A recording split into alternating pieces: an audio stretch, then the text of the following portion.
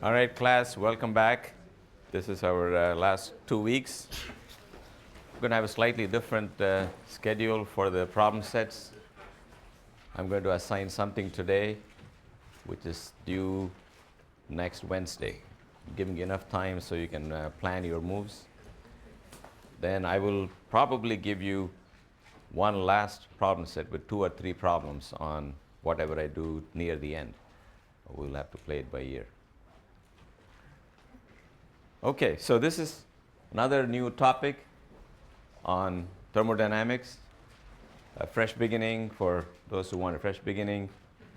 And it's also stuff you probably have seen in high school, some of it at least. So the whole next 4 lectures are devoted to the study of heat, temperature, heat transfer, things like that. So we are going to start with the intuitive definition of temperature everybody has. So hang on to that. That's the right intuition. But as physicists, of course, we want to be more precise, more careful. So let's say you have the notion of hot and cold. Even that requires a little more precision. That introduces the notion of what is called thermodynamic equilibrium. Just like mechanical equilibrium, this is a very important concept. So I'll tell you what equilibrium is with a concrete example.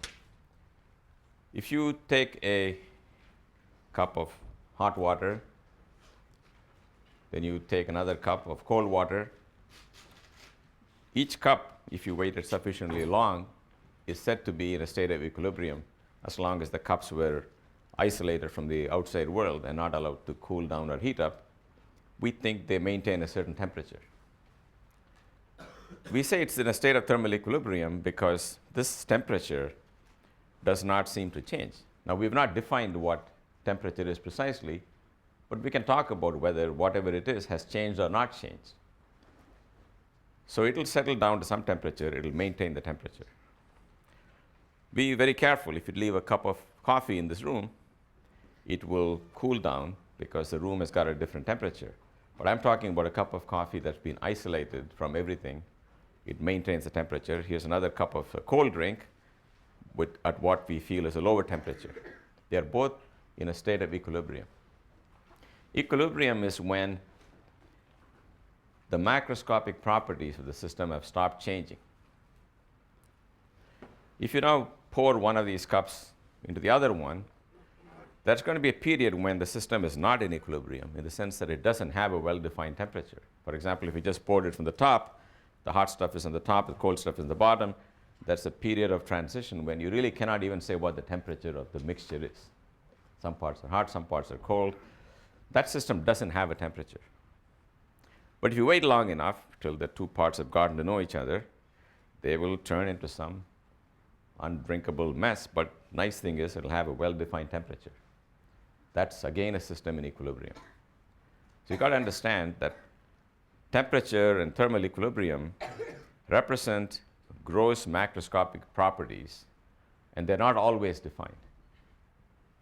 At the microscopic level, it's no secret, we all know everything is made of atoms and molecules. The atoms and molecules that form the liquid or the gas always have well-defined states. Each molecule has a certain location, certain velocity. But at a macroscopic level, when you don't look into the fine details, focus on a few things like temperature, they don't always have a well-defined value. That's what you got to understand. Things have a well-defined value when they have settled down. How long does it take to settle down? That's a matter of what system you're studying. But generally, you can all tell when it has settled down. Here's another example. Suppose you take a gas and you put it inside this piston here. There's some gas inside. You put some weights, and everything is in equilibrium. We say this in equilibrium because the macroscopic things you can see with your naked eye, nothing is changing. It's going to just sit there. But if you suddenly now remove, say, a third of the weights, the piston's going to rise up, shake around a little bit, maybe settle down in a new location. If you wait a few seconds, then the new location will again settle down, and you won't see anything with naked eyes that looks like anything is happening. In between, you will see the piston moving, the gas is turbulent, the pressure is high in some region, low in some regions, then it settles down. This is the notion of systems in equilibrium.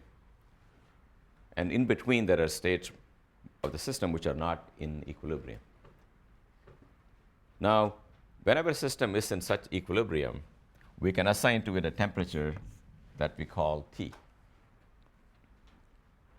Right now, we don't know anything about this temperature, so we're going to build it up from scratch, other than your instinctive feeling for what temperature is.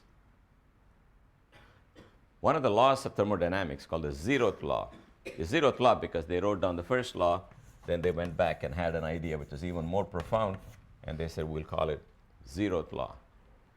Zeroth law says, if A and B are at the same temperature, and B and C are at the same temperature, then A and C are at the same temperature.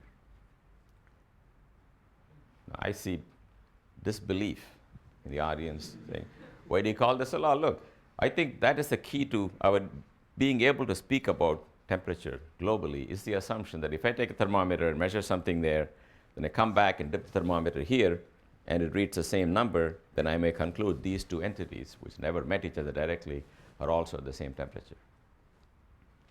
That's not, that seems pretty obvious to you, but that is, the whole notion of temperature is predicated on the fact that you can define an attribute called temperature that can be globally compared between two systems that never met directly but met a third system.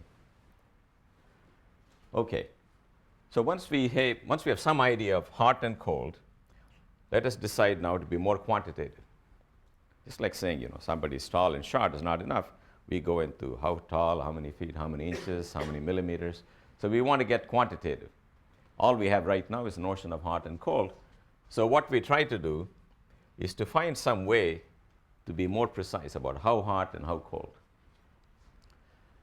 So what people said is, let's look at some things in the world that seem to depend on temperature. One thing that seems to depend on temperature is the following. You take this meter stick in the National Bureau of Standards, kept in some glass case at some temperature. You pull it out or make a duplicate of it, you pull it outside and leave it in the room. What you may find is if the room was hotter than the glass case, this rod then expands to a new length. So one rod is outside the case, one rod is inside the case, so the comparison is meaningful. Nothing has been done to this guy in the air-conditioned glass case, but this one is expanding. So one way to define temperature is to simply ask, how long is this rod? And somehow correlate the length of the rod with temperature by some fashion. So you can do that. So what you need to do first is to define, put some markings on it so that for each extra something it grows, we can say the temperature has gone up by some amount. So there we need units for temperature. That's completely arbitrary. And you need some standards. Just like this meter stick, it's nothing intrinsic in nature about a meter. We just made it up and said, let's call that a meter. In the case of the meter, the zeroth law is, if you bring a meter stick next to mine and we agree, you can take the meter stick somewhere else and define that to be the meter. Because if this stick is as long as that one and as long as that one, then those two are equal in length.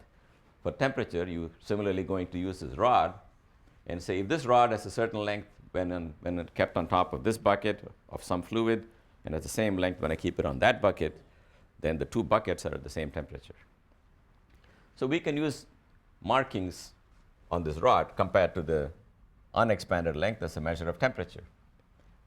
So what people do is to pick something a little easier than this rod. They notice that liquids expand when you heat them. That's why in a summer day, if you fill your gas tank, you have to leave some room at the top so that the overflow can come out of the top. Or you shouldn't fill it completely. Otherwise, it'll bust the tank. So liquids expand.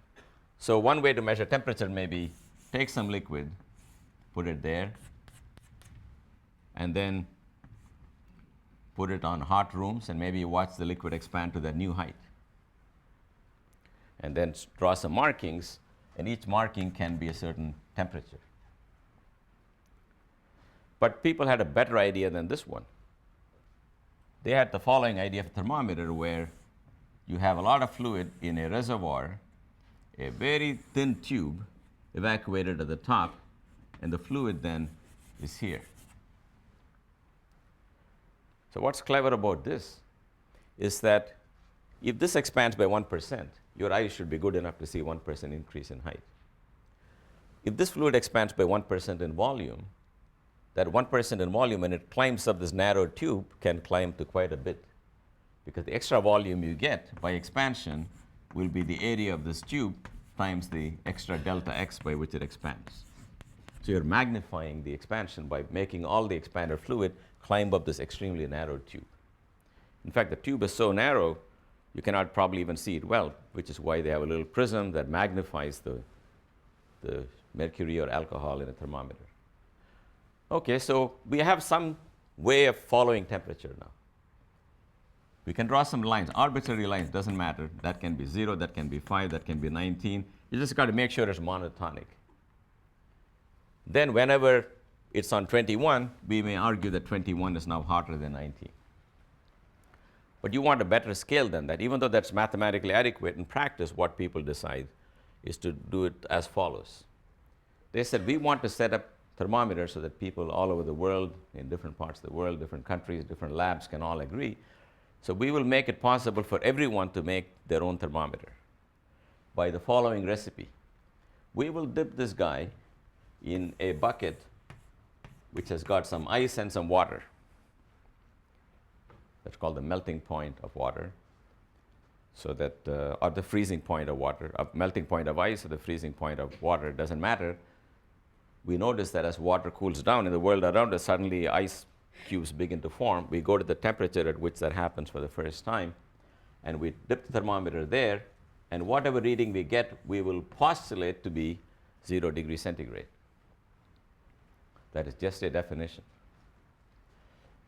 We believe that's a good definition because people all over the world can do that. Of course, if you live in Kuwait, that's not going to work for you. There's no ice. But they've figured out in parts of the world where you had ice, this is a very good definition. You get ice, you got 0 degrees. Then they said, let's find another universally accessible thing, which, as you all know, is the boiling point of water. If you put water on a stove, it heats up and heats up and heats up, and suddenly it begins to bubble and boil and evaporate. That temperature is going to be called 100 degrees. 100 degrees centigrade. Then you take this column between 0 and 100, and you divide it into 100 equal parts. And that is postulated to be the temperature anywhere between 0 and 100. If you've gone 79% of the way to the top, from here to here, the temperature is 79 degrees. That's how the degrees are introduced, and that's the centigrade scale. And you guys know there are different scales. You can have the Fahrenheit scale, you can have any other scale, in which what you want to call the freezing point is different. Somebody thinks it's 0, somebody thinks it's 32. And you can again call this something else. And you can divide this interval into 100 parts, 180 parts, whatever you like. But the philosophy is the same. You have to find 2 points which are reproducible conveniently and divide the region between them into some number of equal steps. If it's 100 equal steps, you say it's a centigrade scale, provided the lowest one is called 0. This is how you have thermometers. Now, there are some problems with this. One problem is that the boiling point of water does not seem to be very reliable, because if you boil water in Aspen, for example, you know it doesn't seem to boil. It seems to boil more readily than in the plains. You can ask, how do you know that? Maybe it is still doing the same thing. I know that because I try to cook something, cook some rice or vegetables. I find they don't cook at all. In Denver, it boils before it cooks. That way we know it's probably boiling earlier in the mountains than in the plains. So who's going to decide what the real temperature is? So you have to be more careful when you say boiling point and freezing point, because things don't boil, they don't seem to boil at a certain predictable and fixed temperature. This is very deep arguments. I've never appreciated fully when I was learning the subject is that it's all cyclic definition, because you may not know that the temperature is changing because this is the thermometer. By postulate, it's going to be the temperature by definition. How can it be wrong? What's wrong is that it's not, we know it's not a reliable method because physical phenomena, like when your rice will cook, are not reproduced by the boiling point of water. It cooks in the plains, doesn't cook in the mountains, so we know the boiling point is to blame. The rice is the rice. That's how we know that that's not a good measure. So nowadays people have much fancier measures, and I will tell you a little bit about that. But for a long time, this was a very good start. Don't worry about the fact that water boils differently in different altitudes. You could go to sea level, and that's a good enough definition. Sea level is pretty much constant all over the world, and you can say the pressure at sea level is the pressure at sea level, just the rho gh of the atmosphere. Okay, so that's the usual definition of temperature. Now the trouble started when people realized that if you make a thermometer with your favorite fluid, maybe mercury, and I make one with alcohol, they will agree at 0 and they will agree at 100 because that's how you fixed it. You rigged it, so at 0, everyone says 0, 100, everyone says 100. But how about 74 degrees or 75 degrees? I say it's 75 if my fluid has climbed 3/4 of the way to the top. At that point, yours may not have climbed 3/4 of the way. In other words, you got two things, two graphs, which at 0 and 100 agree. One graph may be like this, one may be like that. So that when I think it is 75, you may think it's 72. At 100, we will agree because we have cooked it up that way. In other words, it's not true that all liquids expand at the same rate. So you will have to then pick one liquid and say, we swear by that liquid, and when that liquid's gone halfway, we will say it's 50 degrees. So you'll have to pick a liquid, you'll have to have an international convention, there's the alcohol lobby and there's no alcohol lobby, they argue. Finally, they found out a much better solution than these liquids. They found out that if you use a gas, you can define temperature using gases, which have some very, very nice properties. And this is the gas thermometer that I'm going to tell you now. So here is how you build a gas thermometer. You take some gas in a container, a typical container for me, and whenever I draw anything thermodynamics, it's going to be gas inside some cylinder with some weights on it, and that defines the pressure of the gas. Of course, the pressure will be the mg of these weights divided by the area of the cylinder. That's the pressure, plus atmospheric pressure. And the volume is this, whatever the volume is, base times height. Here's what we ask you to do.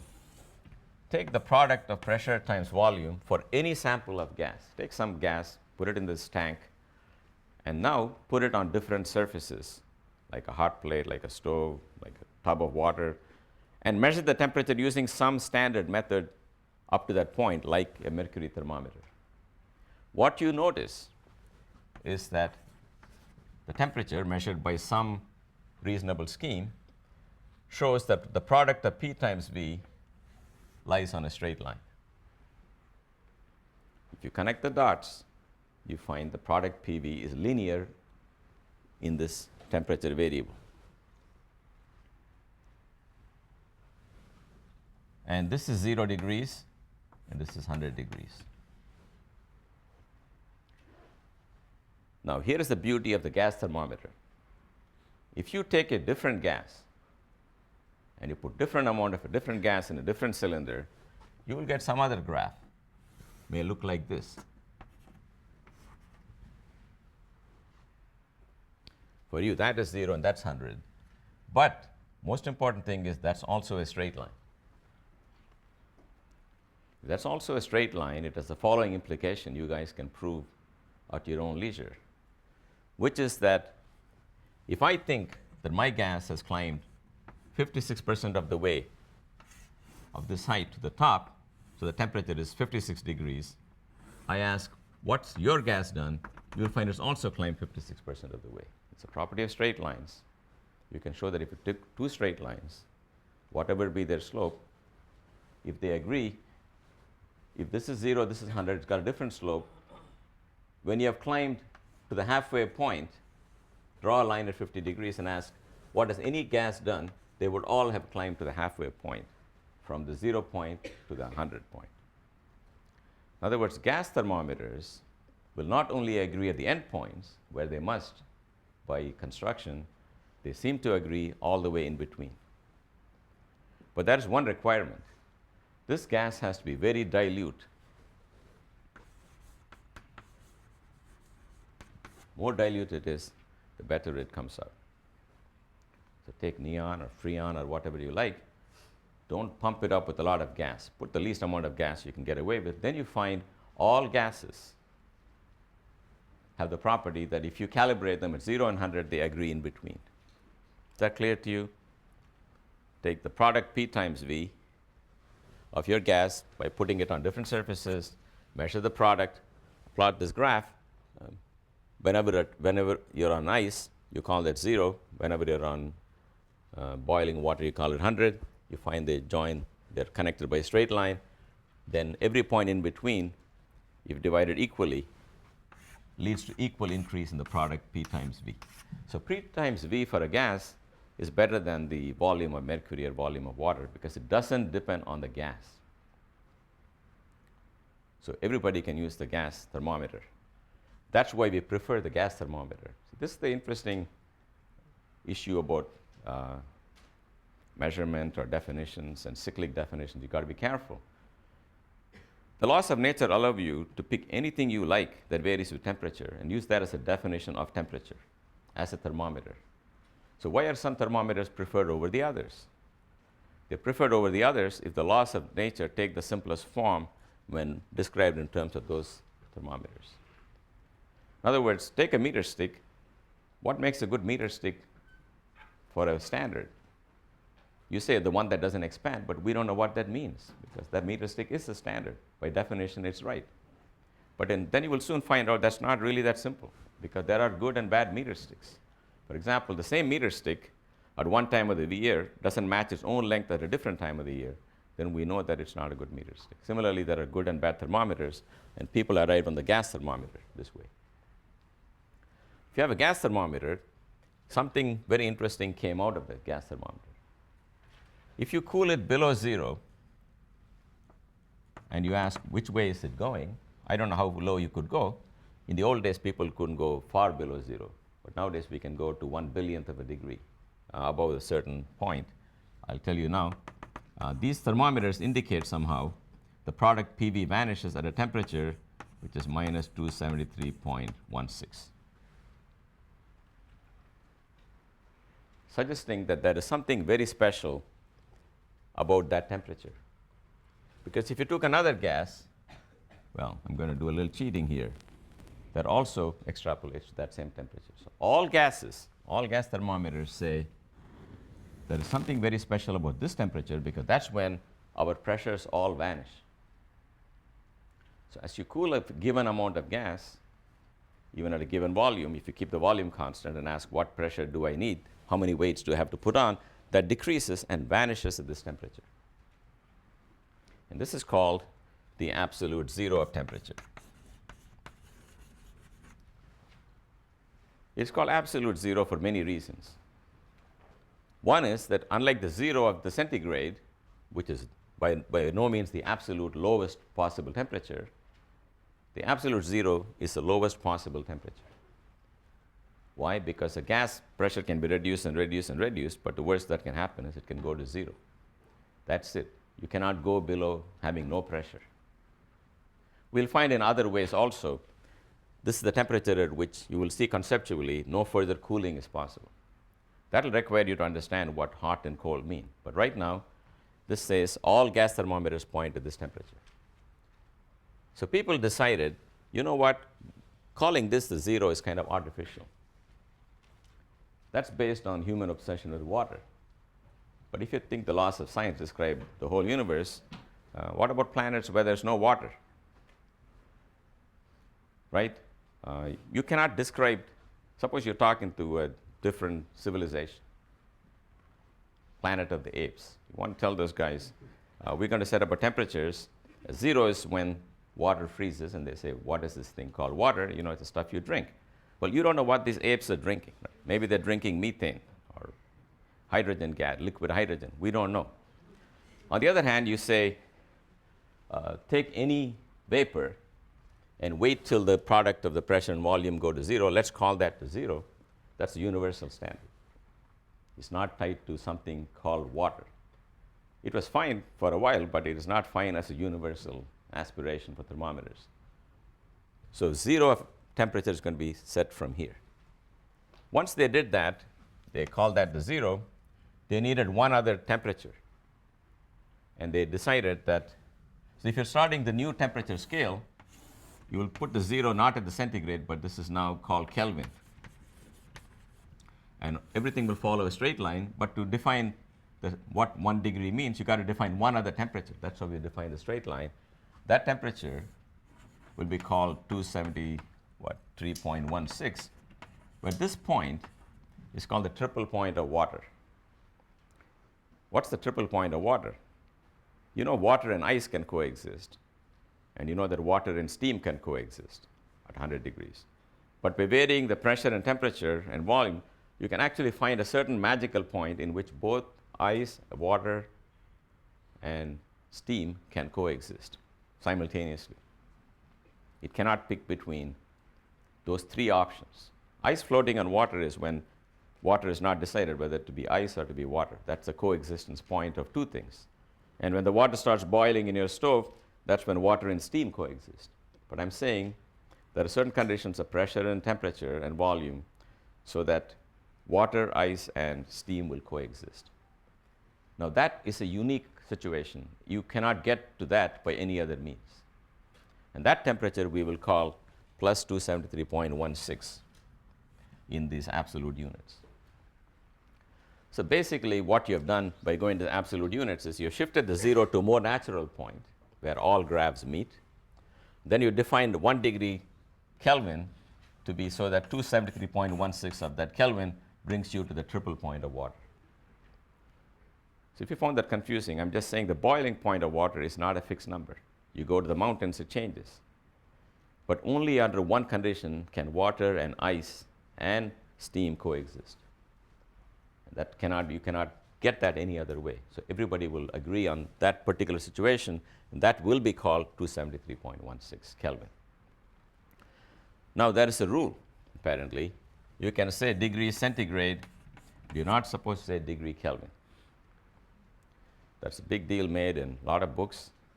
I keep forgetting and say, in fact, I forgot again, and nothing terrible has happened to me. So I don't think you should pay too much attention to whether you can call something degree Kelvin or simply Kelvin. I think the purpose of language is to have no ambiguities. But when I say degree Kelvin, and I find that you guys don't get confused, I don't think that's a big deal. But you'll find, if you're a very erudite person, you will never write degree Kelvin. But having said that, don't hold me to those standards. I just don't feel any affiliation to this particular completely artificial and empty convention. But you are supposed to remember, if you take the GRE or something, it's not called degree Kelvin. Okay, so as far as we are concerned, the Kelvin scale is like the centigrade scale, except the 0 has shifted to here. That's it.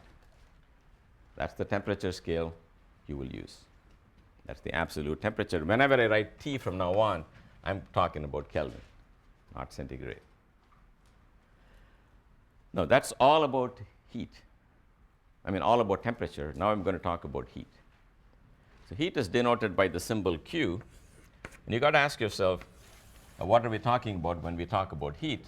Again, let's use your intuitive sense of what heat is. You say, I have a bucket of water. I want to heat it up.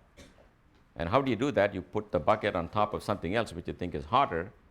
And when the two are brought together, somehow the water begins to feel hotter and hotter. So we say we've heated the water, and we say we have transferred heat. Now, people were not sure what really was being transferred. What is it that's going from the stove to the water? Why is it that the stove, if it's not plugged in, is getting cooler and the water is getting hotter? They just decided to call it the caloric fluid. They imagined there was a certain fluid which is abundant in hot things and not so abundant in cold things. When you put hot and cold together, this magical fluid flows from hot to cold. and in that process heats up the cold thing. And they decided to measure it in calories. And so you have to define what a calorie is. In other words, you want to ask, how much heat does it take to heat this bucket of water? And the rule they made up was, we're going to define something called a calorie, where the number of calories you need is equal to the mass of water times the change in temperature. And that's going to be calories. In other words, if I had a container with 10 grams of water, and the temperature went up, I'm sorry, this is mass of water in grams. If you have 1 gram of water, and you did something to it, and the temperature went up by 7 degrees, you have, by definition, pumped in 7 calories. If this was a kilogram of water, this will be called a kilocalorie. So sometimes I use grams and calories, sometimes I use kilograms and kilocalories, but the definitions are consistent. If you put a kilo in the gram, put a kilo in the calories. Okay. Now suppose you say, I don't want to just talk about water, I want to talk about heating something else. Maybe I want to heat a gram of copper. So then you write down the following rule. The amount of heat it takes to heat up anything. Pick your own favorite material, gold. Then the amount of heat, I think we can all appreciate, must be proportional to the amount of stuff you're trying to heat up. That's our intuitive notion. If you've got one chunk of gold that takes some number of calories, you have a second identical chunk. By definition, that should take the same number of calories. If you put them together, it is clear that whatever this calorie fluid is, you need double that. So it's got to be proportional to the mass of the substance. And it's got to be proportional to what you're aiming for, namely an increase in temperature. But this is true for any substance, whether you're heating copper or wood or gold. No matter what you're heating, it is true the heat needed is proportional to the mass and to the temperature. So what is it that distinguishes one material from another? We put a number here, and that number is called the specific heat. The specific heat is a property of that material.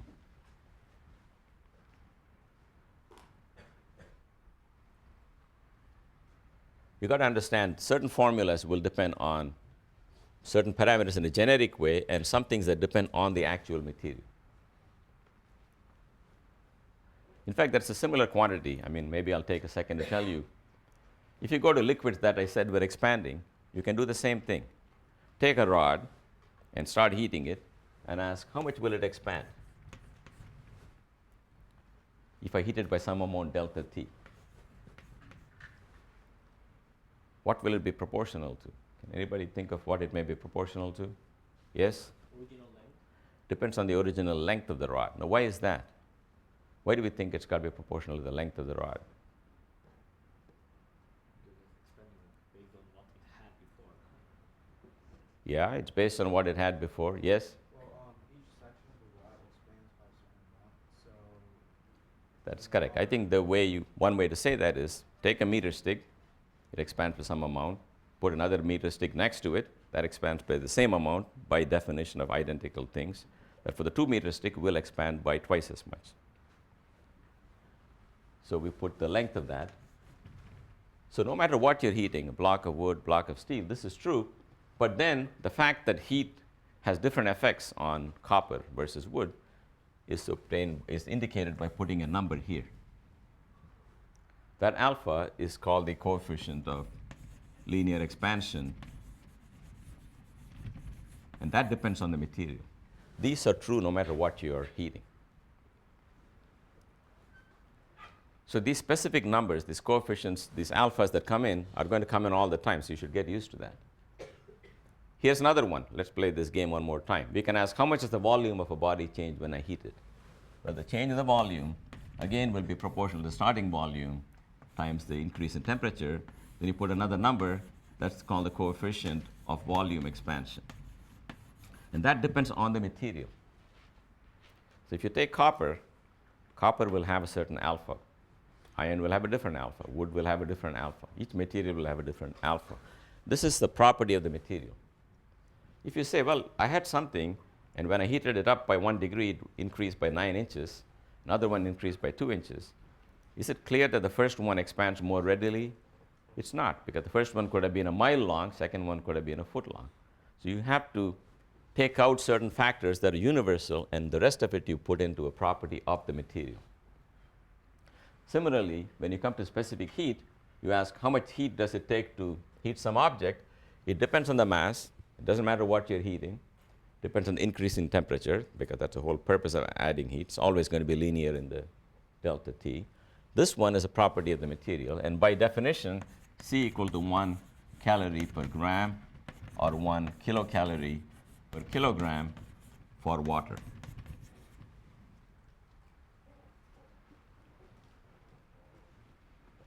Once you've got, so remember, 1 calorie per gram for water is a definition.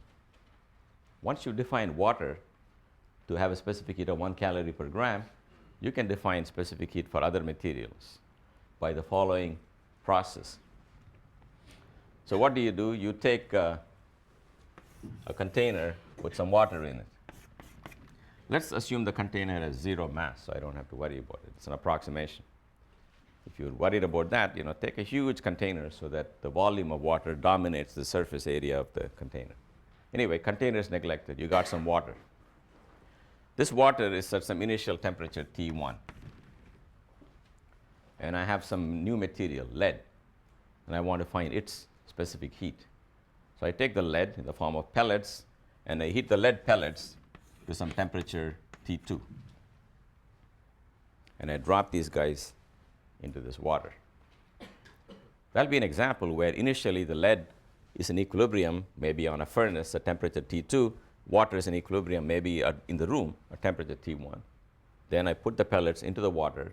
There'll be a period when the temperature is not defined. Then soon they will settle down to some common temperature called T.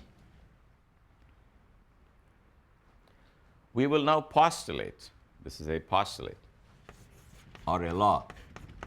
The total change in Q is 0. In other words, if Q is lost by one body and gained by another body, the loss and the gain must equal. It's the new law. Now you can make up all the new laws you want. You don't know if they're right, but this is the law you first make up. In that case, what can you say in this particular problem? In any of these heat problems, I urge you to draw the following picture. Here is one temperature. Here's another temperature. Here is the final one, which we don't know. But we can measure. Put a thermometer and measure it. Then you say the mass of the water times specific heat of water, which is 1, times delta T, which is the final temperature minus the initial temperature. Ditto for the lead pellet. Mass of the lead. Lead has got a symbol Pb, times specific heat, which I don't know, times the change in temperature, which is T final minus T2 is equal to 0. The sum of all the MC delta T is 0.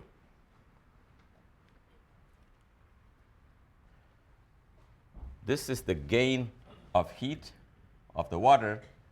This, if you work it out, will be a negative number, because you can see T final is below initial T. This will turn out to be negative, and the positive and negative will add up to 0. So what is it you don't know? Well, you know the mass of the water. Specific heat of water is 1 by definition. T final and T1 are measured by thermometers. Mass of lead is for you to measure. These are known. You can find C. So this is a birthday present for you guys. If you ever see this in an exam, jump on this first, because you've been doing this in high school, and I know kids love this kind of calorimeter problems.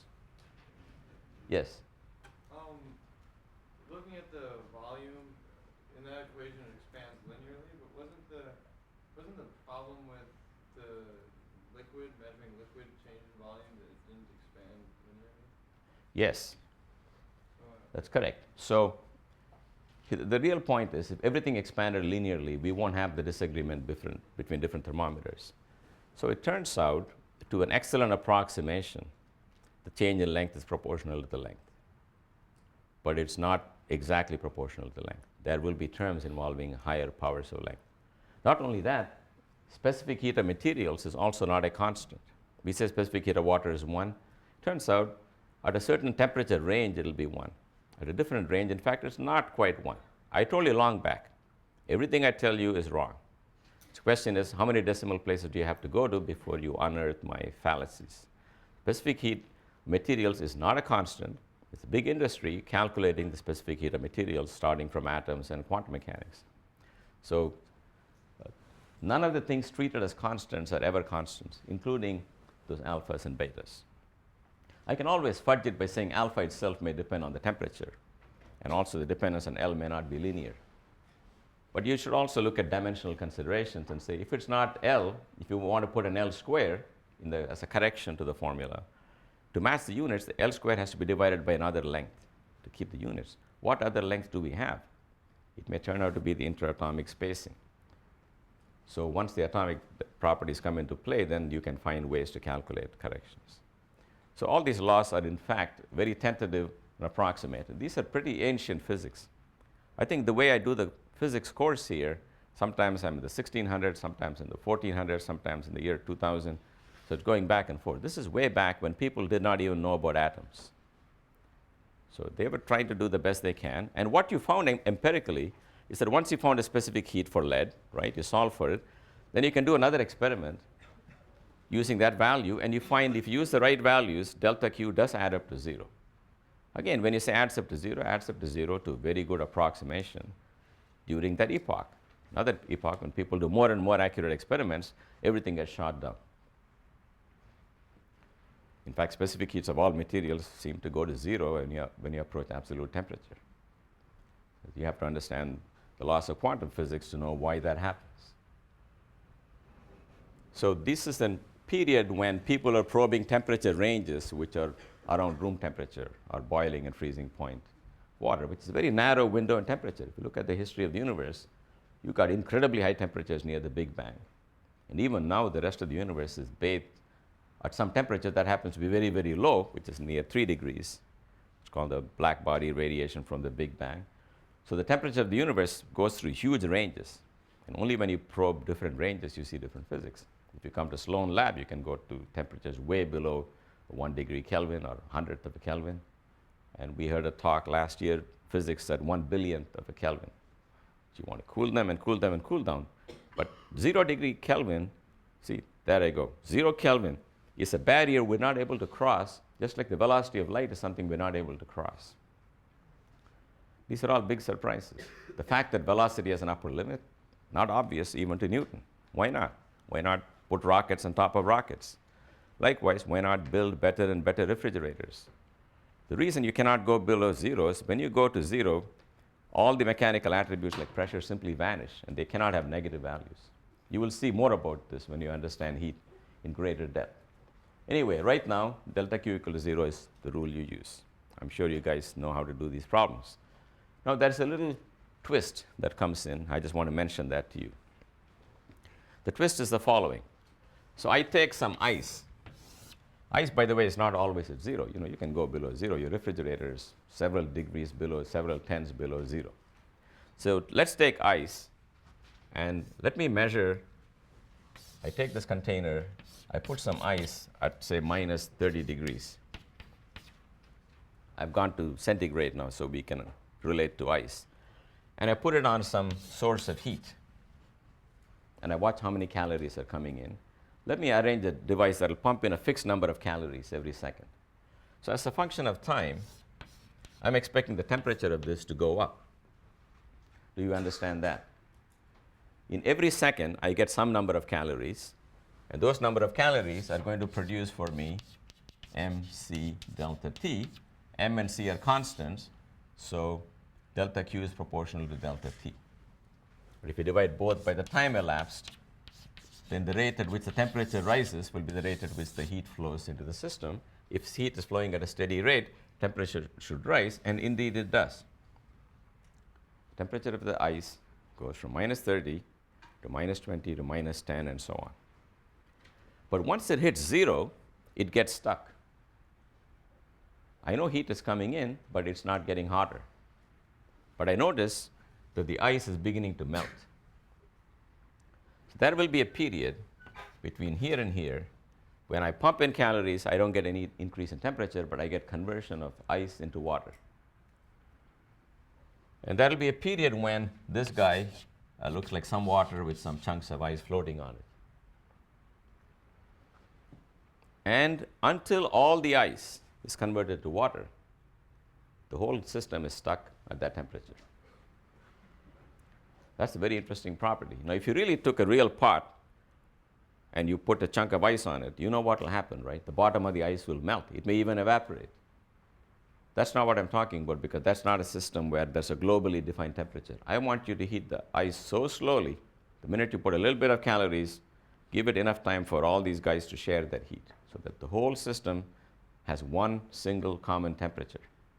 Then let's watch the temperature rise. I'm saying it gets stuck at 0, but your calories are getting you something. They're converting ice into water. Then you can ask, okay, what penalty do I have to pay? That's called the latent heat of melting. And again, I know only in calories per gram is 80 calories per gram for water.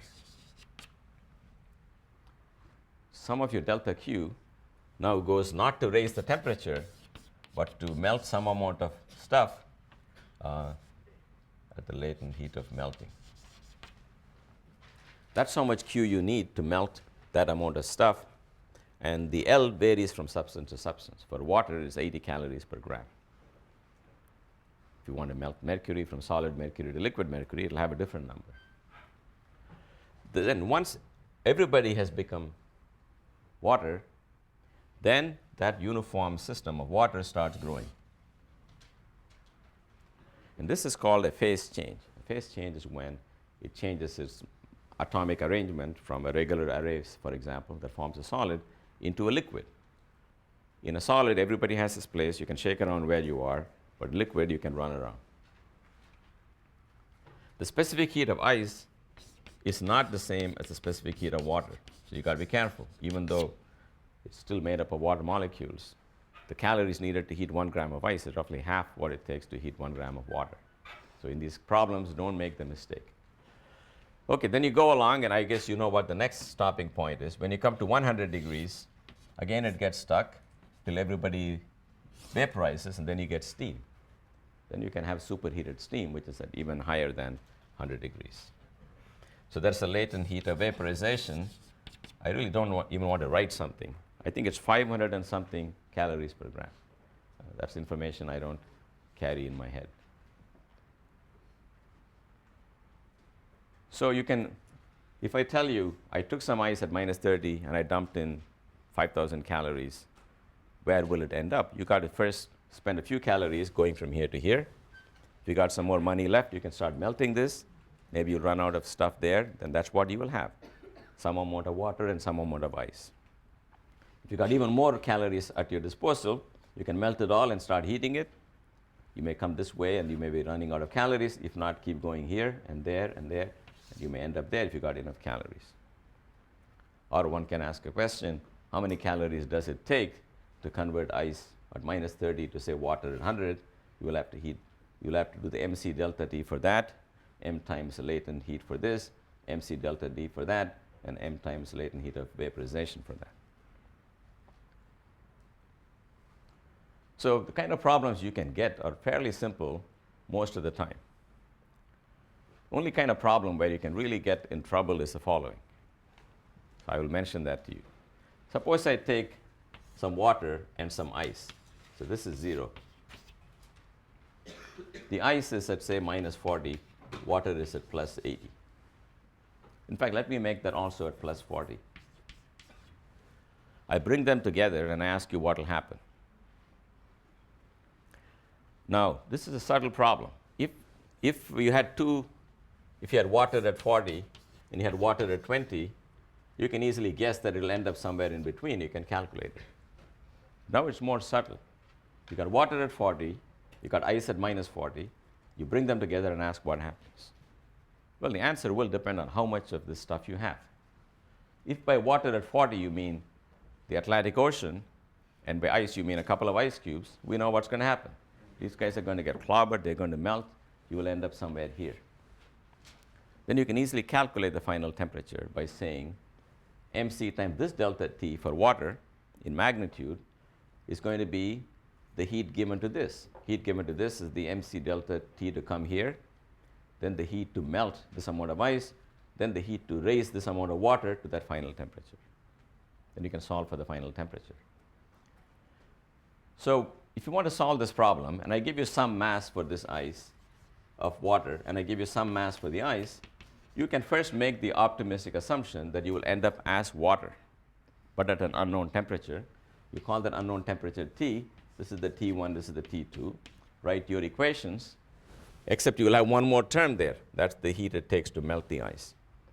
You solve for T. If you get a positive answer, you can use it, because the assumption that you ended up on water meant you heated up the ice, you melted the ice into water, then you heated up the water from 0 to the final water. But if you did the calculation, got a negative value of T, that answer cannot be blindly used, because the assumption that you're on the other side of ice is wrong. Then you can try something else. You can assume you're down here. If you think you're down here, then you've simply heated the ice from here to here. This water you brought down to 0, sucked out mc delta T from that. Then you've taken out now the latent heat of melting. You take out heat when you freeze, and then you've taken even more to come down here. Then all those losses of the original water is equal to the gain of this ice. You can assume it here. You can solve for this T. When you solve for this T, if you got a negative number, then you're okay. That will be a good assumption if I say I sprinkle 2 drops of water on a big iceberg. We know it's going to end up as ice, and that's a good starting point. But if I give you numbers which are kind of wishy-washy, where I don't know whether this will win or that will win, that's the third possibility. The third possibility is at the end of the day, you end up here with some amount of water and some amount of ice at 0 degrees. So that's the third option you may have to consider if neither of them works. Then the question is not what is the final temperature, but what's the question then? What do you want to know in that case? How much is ice and how much is water? That's the question. And there are several ways to figure that out. Let me just say in words. I don't want to do this in algebra because for you guys it would be fairly easy. If it's the question of, suppose both of the things I try fail. I took a positive T, assumed I'm up here, and I assume the ice melted, and I get a negative answer, that's shot down. I take a negative T and assume everybody froze, and that doesn't work. Then I'm down to this option, which is some amount of water and some amount of ice. And the question is, how much is left?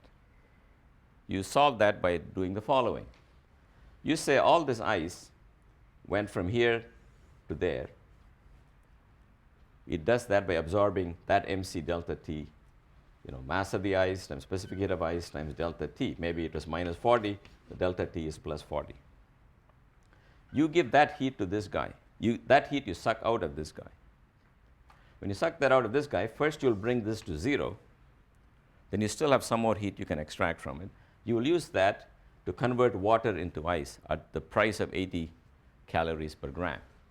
Maybe you can freeze 5 grams or 5 kilograms of the water. That will be the extra ice. The rest will be whatever water you started with. The total mass will be the same, but if you got 60 grams of water, you bring the 60 grams to 0, and you still have some more heat to be extracted. Maybe you'll convert 10 grams to ice, and 50 will remain as water. So the final answer will be 50 grams of water, 10 grams of ice, plus whatever grams of ice you started with. That's about the most complex heat exchange problem. If you guys want me to tell you some more, I will, or I can move on. I don't know what your view on this is. Do you understand what you have to do in each problem? Okay. So it's the conservation of heat that's applied. So the most tricky part is phase change. When you got a phase change, you got to remember that the formula mc delta T, delta Q has one more term. That one more term is this.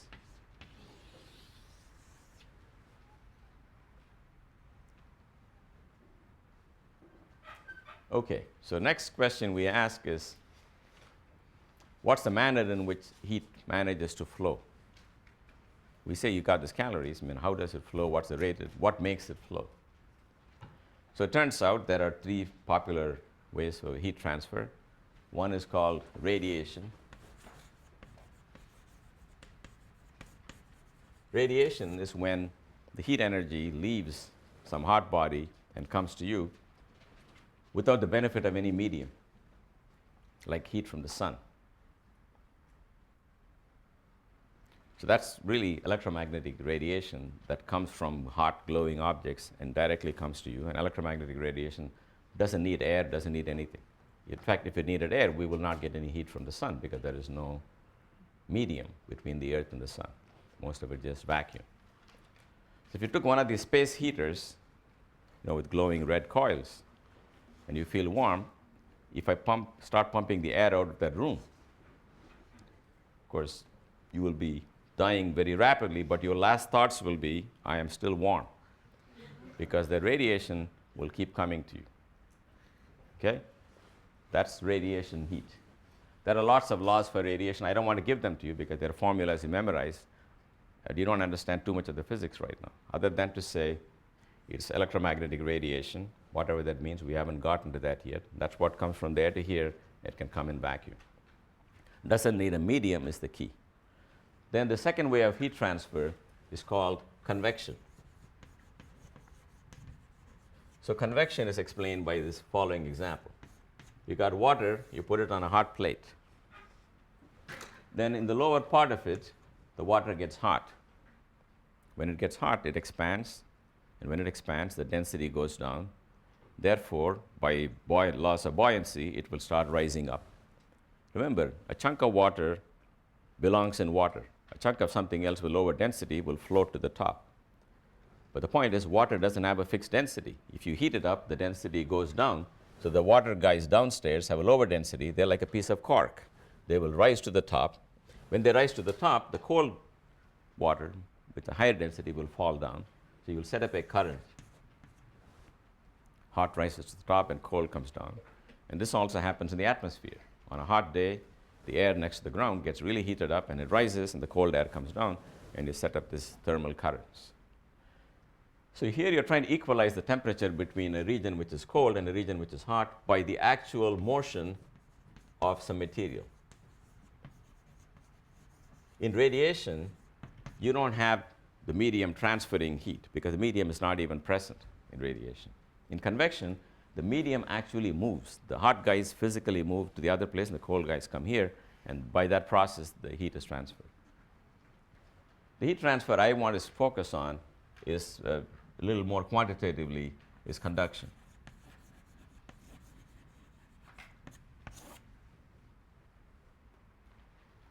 So heat conduction is something you've all experienced. I mean, if you have a skillet, why does it have a wooden handle? The simple reason, if you had a steel handle, you put it on the hot stove and you put your hand here, the fact that your body is at whatever 98 degrees and this one is God knows 200 degrees, you're going to have heat flow from here to here.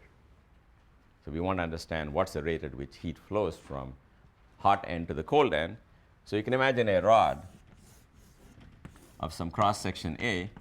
One end of the rod is in some reservoir at some temperature T1, other end is at temperature T2. By the way, I'm now introducing a new term called reservoir. Reservoir is another body like you and me, except it's not like you and me. It's enormous. It is so big that its temperature cannot be changed. You can sit on it, you will fry and you'll evaporate, but its temperature will not change. No body is really a reservoir. If you drop an ice cube in the Atlantic, you lower the temperature of the Atlantic, but by a negligible amount. So take the limit of Atlantic goes to infinity, then you have a reservoir. So reservoirs have one label, namely what's our temperature. So something big enough can be, this room is like a reservoir. You put a cup of coffee here, you say it'll come to room temperature. Actually, the room temperature meets the coffee, not halfway, but slightly up. Right? But the room is large enough so that we can attribute to the room a temperature quite independent of bodies that go in and out of it. So this is connected on the left to an enormous tank of maybe a water-ice mixture at 0 degrees. This is a water-steam mixture maybe at 100 degrees. You put a rod there, we know heat is going to flow from the hot body, from the hot end to the cold end. And we want to write a formula for how much heat flows per second. Again, I'm going to write these formulas over and over again. So you've got to ask yourself, what will it depend on? What are the properties it will depend on in general, independent of what the rod is made of? Can you think of one? Yes? The cross-sectional area in the lens. He said the cross-section. Now, why do we say, what reason can you give for cross? If you just want to consider a rod with twice the cross-sectional area either of a standard rod, then you can just consider that as two rods and then Yes. twice the. Okay, let me repeat this argument. You take one rod, for convenience, let's just take it to be a rectangular rod. Take another rod, rectangular rod. They will both transfer the same amount of heat per given amount of time. Just glue them together and say, here is my new rod. We know it's going to transmit twice the amount of heat. So it's going to be proportional to the area. And why is the heat flowing? It's flowing because of a temperature difference. So that's always there. That's the underlying force for heat transfer. That's the dynamics and thermodynamics. That's what makes the heat flow. But then we find as an empirical fact that if these two reservoirs were separated by that distance, then the heat flow is a lot less than when they're closer. It seems to depend on how much temperature difference is packed in spatially. So you want to divide by delta x is not infinitesimal. It's the length of the rod separating the hot and cold ends. In other words, if you dilute the temperature difference over 1 mile, the heat flow will be correspondingly reduced. Whereas if there's huge temperature difference between a very small spatial separation, there'll be very robust flow of heat. That's what we're saying. These happen to be true, you realize, independent of what material I'm talking about. When I said 1 rod plus 1 rod is 2 rods, it doesn't matter what it's made of. Again, having put all these factors, which you can argue on general grounds, you have to now ask, what happens when this is a copper rod versus a silver rod versus a wooden rod? So you've got to put one more number, which is kappa here, not K, you guys. It's kappa, and it's called the thermal conductivity of that material.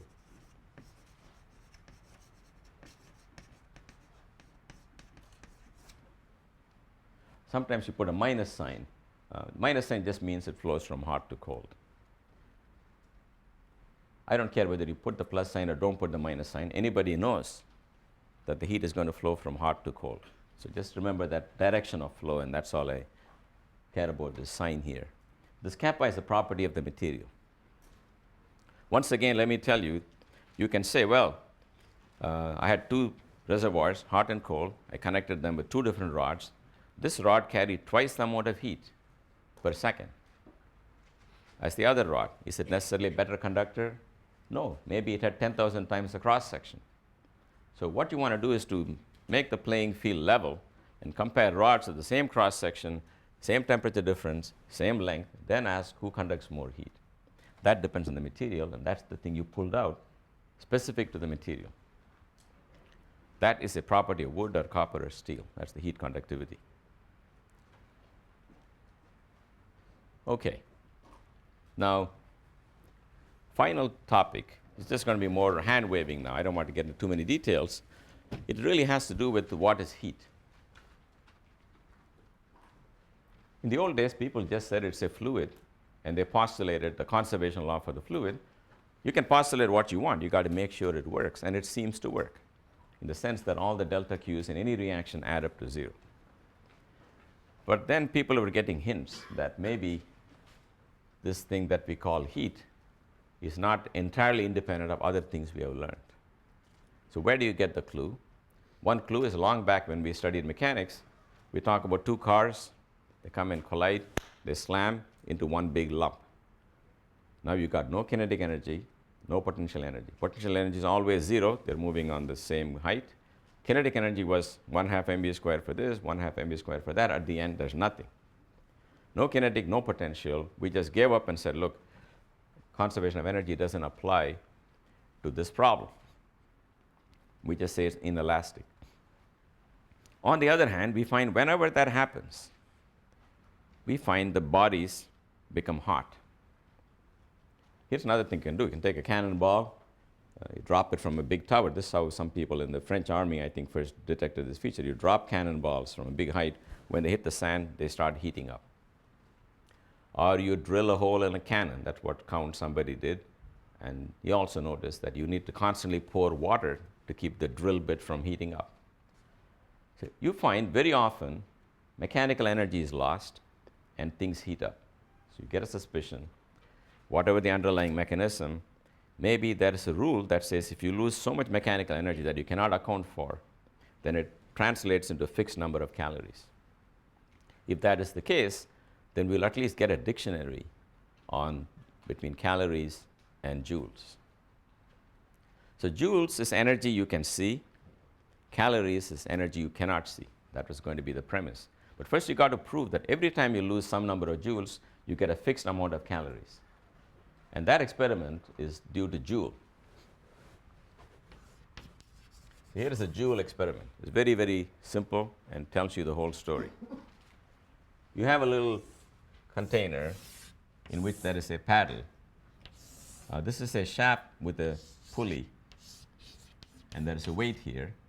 So look, I try to imagine this, guys. You got rope wrapped around the top pulley, and when you let this weight go down, it's going to go down like this. It's going to spin the shaft. I put some water here, and I have some fins that are sticking out, so that will churn up the water. So it's like this thing, the egg beater, right? In fact, I tried to do the experiment with the egg beater this summer to a bunch of high school kids, and I got thoroughly humiliated because nothing happened as planned. Okay, but the idea is the same. You agitate the water in some fashion. But this guy did it in a particular simple way. My egg beating was not good enough. You will see maybe in a while why that's not good. What he did was to put these paddles, let the weight go down from there to here. Now we can keep track of how much mechanical energy is lost, right? Because if this mass was at rest and it dropped the height mg, dropped the height h, it's supposed to have mgh kinetic energy. Let's say it's got some kinetic energy which is not equal to mgh. So mgh minus kinetic energy is missing. So some number of joules are gone, but the water gets hot.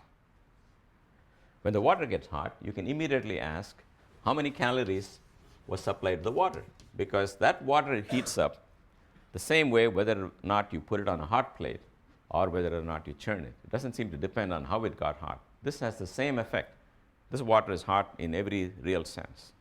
So you must have put some calories. So you can find out how many calories you put in by looking at the mass of the water. Specific heat of water is 1, looking at the increase in temperature. So some joules are missing, some calories have been pumped into the water. Then you ask, is there a proportionality between joules and the calories? And you find there is. And that happens to be 4.2 joules per calorie.